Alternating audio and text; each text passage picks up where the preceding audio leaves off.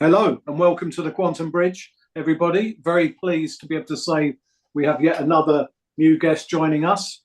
Mm, So I'm going to get on with it and pass over to Gary. Gary, you all right, mate? I am very good, thank you, Caspar. Hope you're well. It's rather deceiving in your coat because it's been an amazing sunny day in England. So Yeah, yeah. I like to live, the inverse until everything flips. I'm living the inverse it's life. it. So, like you said, let's get on with it. And we've got a great new guest by the name of Steve, who has his own podcast called BG Cast. I've met Steve via X, like a lot of our guests. So he's an electrician by day, if I'm allowed to say that, and maybe a podcaster by Absolutely. night. Yeah. Electrician by day, podcaster by night, for sure. It's a very interesting life when you are That balancing a full-time job in that as well. yeah, it's not easy, these things, but we do, we make do. Do they refer to electricians as sparks in the US? It's kind of a nickname. Sparks, Sparkies over here. Sparky. Yep. We still go by Sparkies over here. Actually, the first time I heard it was like almost 10 years ago. I've been in electrician for going on 17 years at this point. I heard it 10 years ago when I moved to Colorado because where I'm from originally in the Washington, D.C. area, we don't hear that very often. And how long you been a Sparky? And I looked at him, I said, Sparky? He goes, yeah, electrician. And then it kind of stuck from there. So yes, we do use it over here in Colorado at least. Okay, brilliant. So I'm going to say, what sparked off your interest in all this stuff in Well, the esoteric world and then podcasting? I mean, how did this all start off for you? I liked how you led into that, Gary. That was awesome. I actually woke up at a very young age. I woke up in 2008. I am 36 now. I was a young 20 years old at that time, and it was a very interesting kind of turn of events, how it all kind of came to be. So I guess what I'll start with is, as I was growing up, I grew up from a religious standpoint in the middle of the schism. My mother's side is Roman Catholic. My father's side is Greek Orthodox. So I was literally getting pulled in by both sides of that up until the point I was about, 10, 11 years old.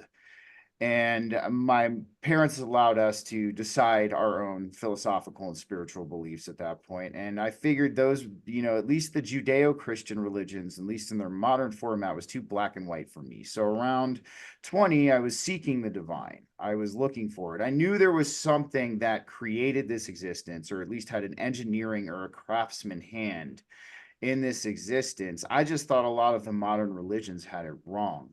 So one of the first things I stumbled upon when I was 20 years old are spiritualities like Gnosticism, Hermeticism, Taoism, Buddhism, Jainism, even some of the Sikh aspects of the esoteric Sikh sects and things like that.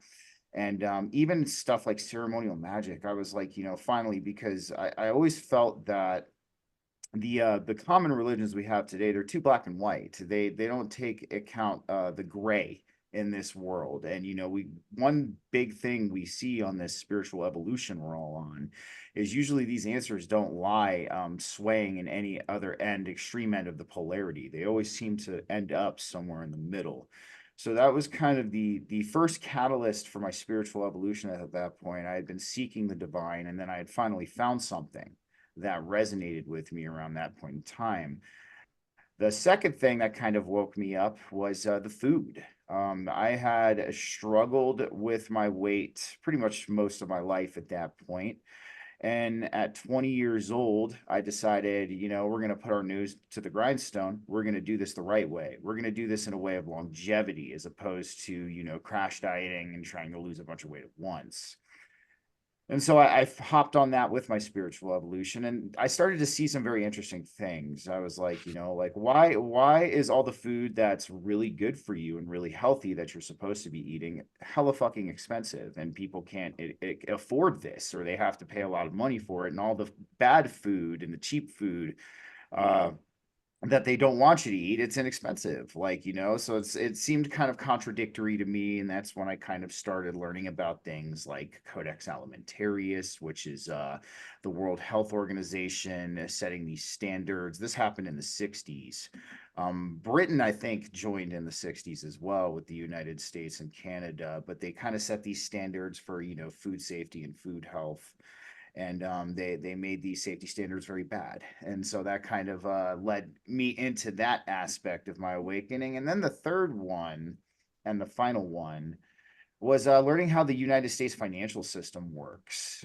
This was in 2008 during the recession, we were having over here. And young 20-year-old me is like, I should learn how our financial system works. Like, I mean, I'm an adult now. I should definitely, why is it always so messed up? Maybe I should see why. And then after learning that after the gold standard was suspended in the 70s by Nixon, we've basically been having monopoly money. The money is created out of thin air, loaned to us at interest, and printed in abundance. And I'm sitting there going like, and no wonder why everything's always so constantly messed up over here. I was like, I'm sure if this was common knowledge, a lot of people would not be okay with this. Mm.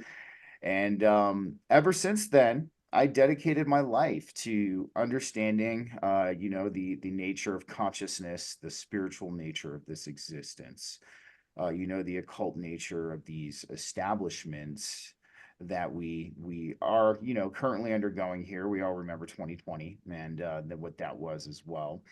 And then I dedicated my life to learning the true nature of the human being. That's always something that's truly fascinated me. I think we haven't even begun to scratch the surface of our true history of where we're really from and where we really come from. Stephen, I was going to I mean, you're just yeah, go ahead. you're just a tad younger than Casper and myself, but Uh-huh. I wonder how this was for you in your 20s. What was you like, the weird kid, looking at all this stuff rather than out? I mean, I never went out partying. I think Casper's a little bit more out there than I am, so I was the weird kid. But how was it with your peers in that sense? It was interesting because I've always, I've before any of this even happened, I've been a musician. I've been playing guitar for 20 plus years. So I always hung out with an eclectic crowd. And as far as like it was very interesting to me because in 2008, when this was all hitting me at a very young age, it was kind of overwhelming a little bit. Not like in a bad way, like, but I felt like I had regained like this childlike wonder about existence. And I felt the need to learn more and know more. So I mean, due to the crowds of people I was hanging out with at that time, at least during the beginning of my awakening, it didn't give too much of an effect. I think like they kind of expected me to go down this road. However, there are other friends and other people that we have ceased relationships over the years due to the fact that I guess it was too much for them, and it did not cause me very much trouble in a sense in a social aspect. And even some of the friends that I did lose at that time, it was probably for the best. They weren't exactly great influences in my life. They weren't exactly doing the right things with theirs. The biggest thing it's given me a hard time with, honestly, is just career wise, and that's just not like losing jobs, just like a lot of these people I work with, and the place that I spend 80% of my time as of right now.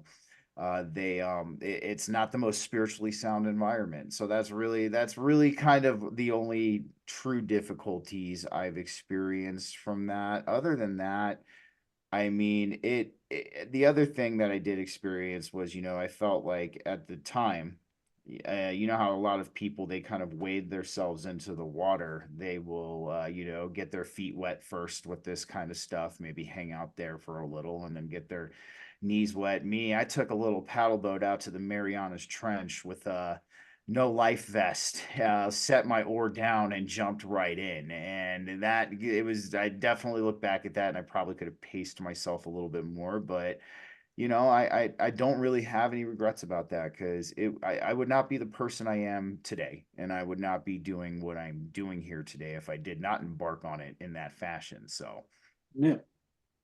I was just going to say there's a lot of grey areas here. So Gary beat me to it with we might be slightly older. Yeah, these are really, as always, and fascinating to sort of get that window into somebody else's experience. And I wonder how much this whole aspect, I'm sure it has, but of frequency is important to you, Steve, because it seems to me that all of this movement away from quote unquote friends and so on, you can give rationale reasons and so on as to why those things happen, but actually the most I suppose that at the deepest level for me, this understanding of frequency, and that actually we are all sort of moving and shifting around and finding our new family or our really old family, depending upon how you look at it. How do you feel about that sort of aspect of whether you vibe with people, and that people effectively vibe themselves out of your life? oh, I would completely agree with that statement. It is as your frequency increases, people who, and there's something else about this too. I do feel, I came into I guess the true acceptance of the potential starseed thing about 2 years ago, in the beginning of my evolution. It was always something I entertained, but I had a experience 2 years ago that led me to believe that. I'll give you guys a TL, too long don't read version of that, but nonetheless, I embarked on a DMT experience. I got greeted by seven beings that looked like seraphim.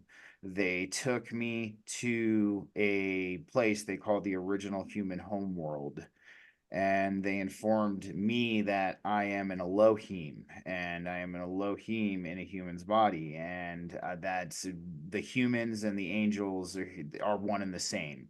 We are not very different from them, and we're basically just them that came here to experience this or in that. So that was really a big eye-opening experience. Still to this day was the most realist experience I've Of potentially course. had. Yeah, it was Yeah. very real. Yes, it was very intense. And then I really kind of started to entertain that starseed aspect at that point in time. I was like, okay, maybe there is something to this.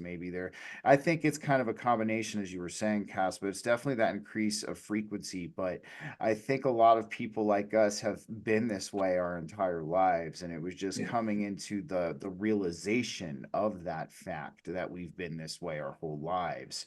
And we just naturally resonate at a higher frequency, and if that consciousness, that focal point, that soul is not ready to experience that, or maybe not in this lifetime at all, it turns them off on that higher level. And how that can potentially manifest itself on the physical level is people being rude, or people being not the best people towards you, or saying they don't want to hear it, or vice versa, because it's not their time just yet, or it won't be their time in this go round of what's happening. Yeah. So no, I completely agree with you, Cass, but I think that has a lot to do with it. Yeah, I agree with what you're saying. I think a lot of us, and the sort of people that are going to tune into this, and generally our work and what we do, are going to have had those sort of run-ins, or felt that they were coming up, and therefore maybe sort of skirted around and moved away in time. I'm not saying those run-ins are bad, because there is no good and bad ultimately, but they feel pretty unpleasant at the time. And I agree with you that those of us who, I think that there's this sort of sense that in the past few years, and I'm not really because of the stuff that happened that's all, we're all keenly aware of, but the sort of subtext, the bubbling, the more occult side of that, since you've got a magical sort of history as well. This sense that this time it was inevitable this was going to happen. What it was, it needed a reason to be born out into the world, right? Or it appeared it needed a narrative. Whether it did or didn't, it did for some people.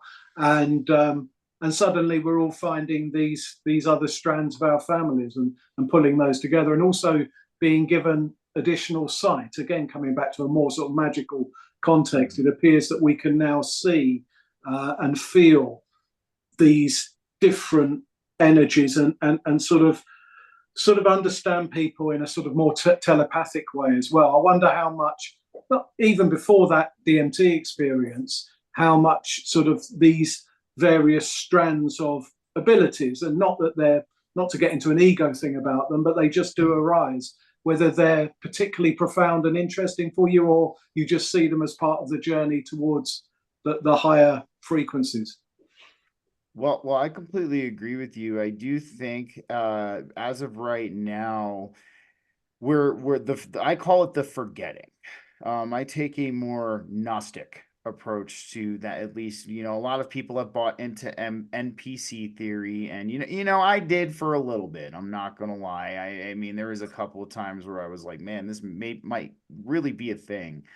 But I just think what we have are humans that are inept in the forgetting. And the forgetting is what they know. They think this is the real world.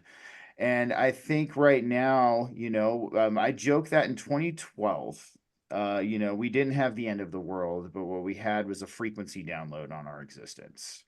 And what this frequency download was, or it could have been human ascension test run, or human evolution test run, whatever it might be. Because I can attest to this, in 2008 to 2012, when we're looking at everything that's going on right now, it was still going on, don't get me wrong, but it was on a much more subtle level. You had to really know what you were looking for back then. But after 2012, I noticed what I call the cacophony of clown world. Things just started really getting silly after then. And I remember seeing the birth of BLM, Antifa, our country being divided by Trump. I think what we're getting is a more and more intense frequency download as time goes on.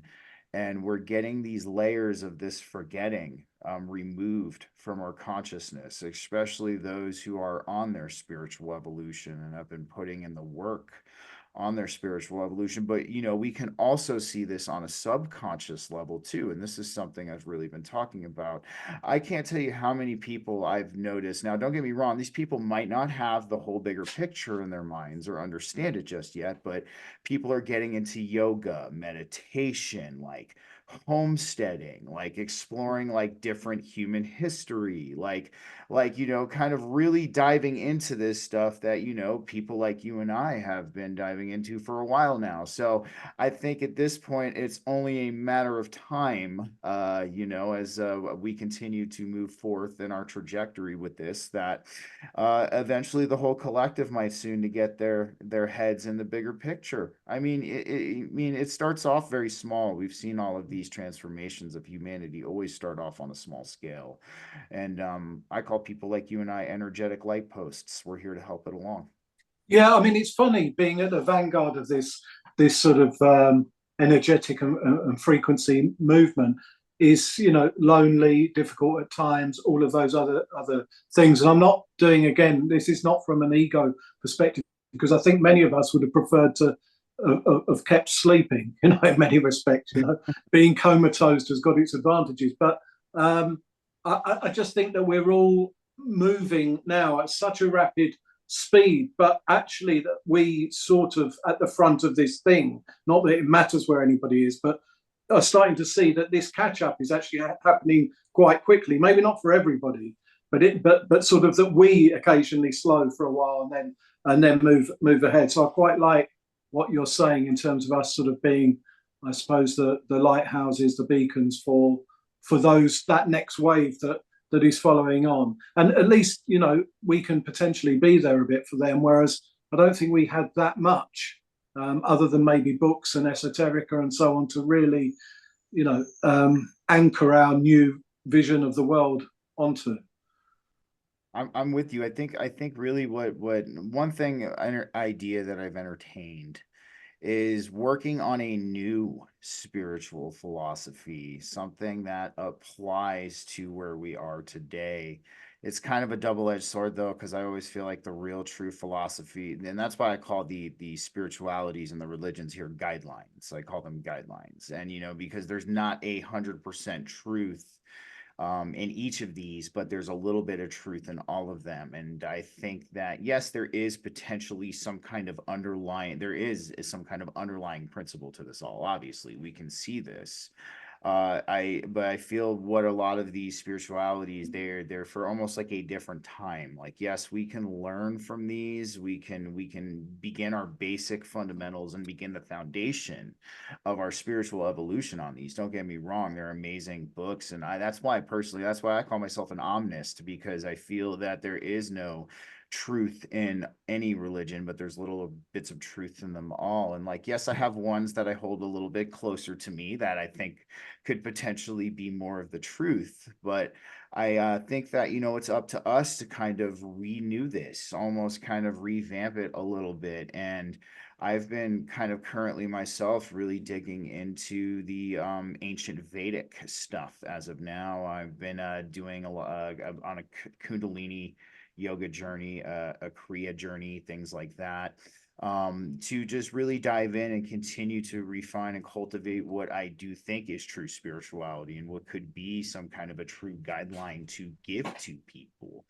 And I think, yeah, go ahead. Steve, Yeah, can I just jump in for a second, just because just absolutely. picking Yeah, up on yeah. what you said, that this sort of the spiraling aspect of the Kundalini experience, that ending in this union, actually seeing yourself for what you are really. But anyway, just wanted to see whether or not you felt there were any correlations between that the DMT experience and that maybe more natural or certainly slower to come around, as sort of requiring a ripeness that the DMT experience maybe doesn't require. Did you see a correlation between what you're going into in a sort of Vedic world and your actual felt experience yet, or are those two things quite different for you at the moment? Actually, it's very similar. So the one thing I've come to realize through not just my Kriya, which is Kundalini yoga, the Kriya practices that I do, also the breath work I do the Wim Hof method. I've tapped into the natural psychedelic state. Yes, it does exist.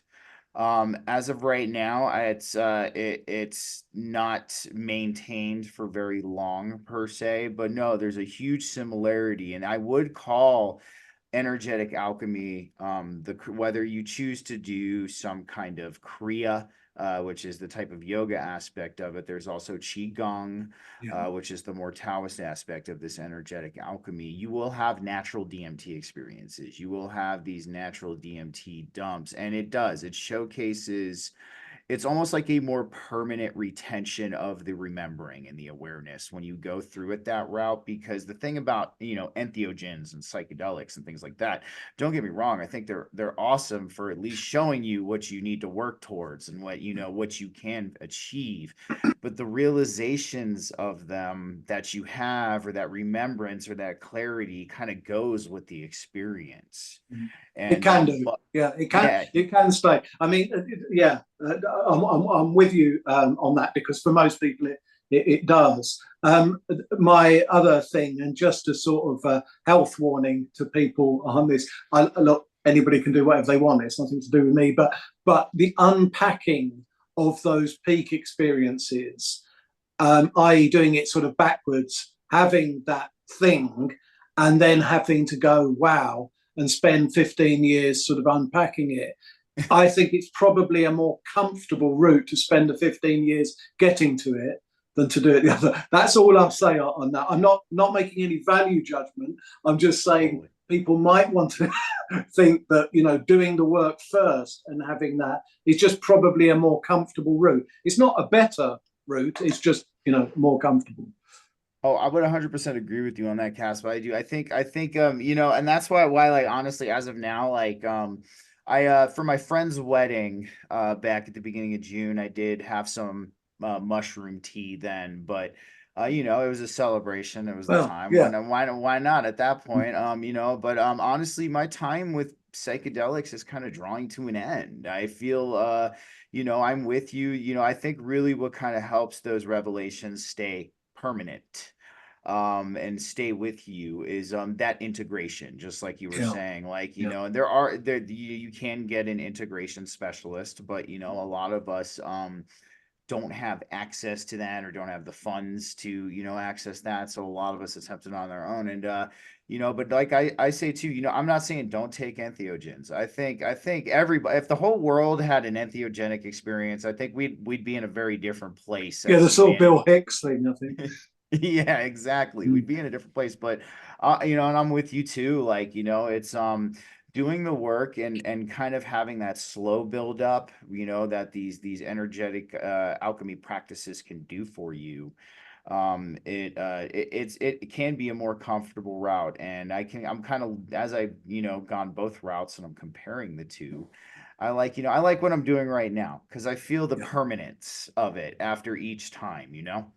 Yeah, I totally agree. I totally agree. Yeah, as I said, I'm not making a value judgment about it at all. I'm merely saying that you can have that sort of peak experience, but no matter, as long as you stay alive, no matter what happens, you're going to have to unpack it either way. So you can either have a more gentle revealing and then a sort of ripeness into that all and everything, or you can have the all and everything, but then you're going to have to deal with it while still doing your job as a sparky or a gardener or whatever we're up to. That's I've had those times where it's like I've come back from really profound experiences. I'm like, how am I gonna go back to normal life after this? Like it's gonna be real hard, yeah. but so I understand you. Ian, I'm just only because conscious of time now, unfortunately. Yes, okay. I'd like to get on to just a little bit of when you spoke about the beacons and things like that. Why we, people like us started maybe these podcast shows. Was that why that brought that about for you? And maybe more people could get involved in this. I know, like us, your show is quite open on just having people on. It's not just big names and chasing all that stuff. It's giving that opportunity and platform to lots of these beacons, if you like. So how did that start for you? So, I always wanted to do something like this. But it was always a hope of mine to be I was always kind of told through my experiences I was here to help, teach, heal, and protect. And I was like, okay, cool, so we can do something with that. But I wanted to wait until I felt I had done enough healing in myself, due to the current human collective condition at hand, that I could deliver this message in a way that I felt fit and it was the best possible way that I could. So 2020 came around. This was actually the first launch of BG Cast, when COVID hit and everything like that, and I basically saw at that point what I've talked about and what I've read for the past 12 years coming into fruition at that point in time. So I was like, nope, now's the time. We've got to pull the trigger. Now's the time. So it started very briefly, but unfortunately had to stop due to other life things that I was going through at that time. And then I, was still had it in the back of my mind. I was still doing my inner work. And then 2022 came around. And I ended up, having a very profound experience. Like I told you, that one back in 2022. I also had an instance where my wife ended up saving my life. I ended up getting a entheogen that was laced with the fentanyl, and it ended me up in the hospital. Yeah, it was supposed to be mescaline, and it was laced, and I got it from a friend that was trust. So I was kind of, the end of 2022 was a very interesting year. I ended up meeting Ben Davidson of Suspicious Observers. He was actually my first big guest on the podcast channel in the beginning of 2023, but I was down there talking with him. I got to meet him at this meet and greet, and he couldn't get on Joe Rogan's podcast. So I threw out the joke, well, I used to have a podcast, but I've been thinking about revamping it. And he looked at me dead seriously and goes, I'll get on it. And so then it was almost like, all right, now it's time to start this ball rolling. So I started it back up again.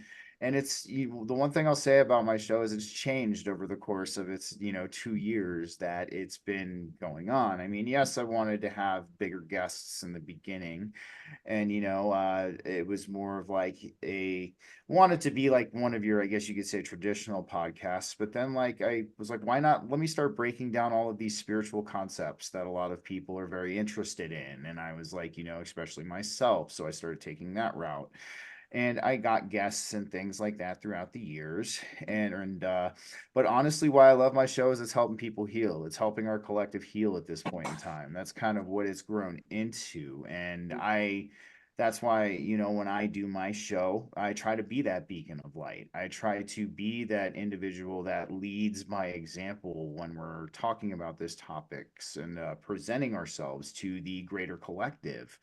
And that's why I try to have normal people on too. Like I'll have people who are well known in the community on, but I feel like we all deserve to have our stories heard, our awakenings, and like you guys were saying in the beginning, this is not an easy path sometimes. We can feel alone. And it's nice to, have people meet face to face that, would never actually meet face to face, and to get to know each other on that deeper interpersonal level, to know that we're not alone. We might be spread out, but there's tons of people like us who Yeah. are experiencing this and feeling this way. And that's kind of why I do it now. That's my currency, honestly. And I enjoy that. Yeah. Yeah. Well, it's the best sort of energetic currency. I would agree. I would agree. I think right now our collective needs a lot of healing. I think that's what's stopping us from kind of seeing the greater majority of us seeing the bigger picture at hand. We've become so adjusted to the toxicity, the gaslighting, the weird, very negative things that are showcased to us on a daily basis. And I think and that's why I just wait patiently, because I know that this collective is starting to have enough of this perceived negativity that's going on. I can understand it, that we're being shown a world that we don't want, and we have to choose at this point in time that this is a world that we don't want. And I know people will eventually start reaching for the positive. I think it's just that rebound. It's the way the universe works. It always resets the balance. Everything is very, very organized and balanced here, especially the human energy itself. So I think eventually what we will see is that reverberation back to the balance. And I will be waiting patiently until then. And I hope everybody does find me at that point, and we can all enjoy this ride together. It's a fantastic message to pretty much finish on. So, I mean, I think I would just say for anybody that's, thinking of doing stuff like this or getting involved, you do just have to start it. You have to accept that there is going to be a first video that might not be great. You just have to just start. And I know just before we sort of started recording, Steve mentioned about, not having the right equipment and setting up, and the interview's not quite going the way you think. So it is a learning process. Okay, you're doing that on the job type thing, but I think the type of audience that we have are very forgiving on that sort of front. So I wouldn't be nervous about just getting involved or even coming on some of the shows. Like I said, I know our platform, we have all sorts of guests, and the same with Stephen. So there's places now. You don't, have to go for the big guys and think I'm never going to get on there. There's plenty of places. And also too, a lot of the bigger guys, some of them might potentially be in on what's going on too. So that's just something we got to learn discernment with. But no, I agree, guys. Don't be afraid. Put the foot forward. It's going to be worth it, and I promise you that. Absolutely. Thank you very much, Stephen. Hope you join us again sometime, because there's loads to explore there. So. Yeah, there's a lot to explore. Yeah. Absolutely, guys. And if you guys want to check me out, where you can find me. So I am a member of the Forbidden Knowledge Network. You can go to www.forbiddenknowledge.news. I'll send you to the links and everything when we get done. And we have, I would recommend you check out everybody on there: Chris Matthew, Ryder Lee, Corey Hughes, Charlie Robinson, a bunch of great guys on that network. You can find me on Rumble and YouTube under BG Cast, and you can find me on all social media and major podcast platforms under that name as well.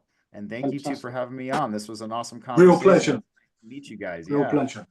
Take care, Steve. See you another time. For sure, guys. Take care. Have a good one. Cheers, Steve, and you.